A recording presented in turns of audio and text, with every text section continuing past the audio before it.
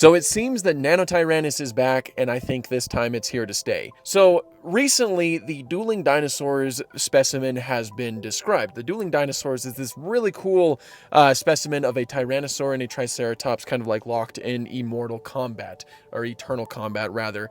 It was discovered all the way back in 2006, but it underwent a lot of like legal issues and things like that, so we haven't had the proper chance to study and describe it until recently. Now obviously there's always been this long-held debate on whether or not these smaller Tyrannosaur specimens are actually like growth stages of Tyrannosaurus rex, or if they represent a completely different species, or genus rather, known as Nanotyrannus. Well, this newly described specimen actually sheds a lot of light on that. There's a lot of differences between the specimen that is found with this Triceratops and a fully grown Tyrannosaurus. A lot of differences that can't really be attributed to like growth stage, like differences between a juvenile and an adult, like differences in like the blood vessels in the face and things like that, you know, things that wouldn't really change as an animal matured.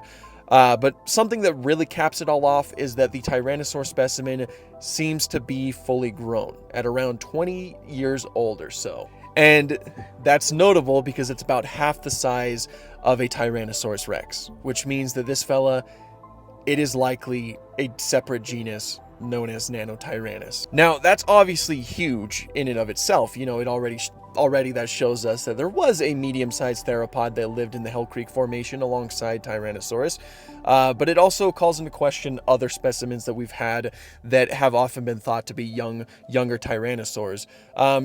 One of them in particular, the Jane specimen, they're kind of like labeling it as another species of Nanotyrannus, which I don't know how that's going to pan out. I'm a little bit, I don't know. Again, I just don't know how that all is going to pan out, so I just won't dive too deep into it right here. But I'd say that the evidence that supports the dueling dinosaurs Tyrannosaur to actually be Nanotyrannus is pretty strong. Like, this is certainly the best and strongest evidence that we've gotten in support of Nanotyrannus thus far. So yeah, I do think that Nanotyrannus is back, and again, I do think that it's here to stay.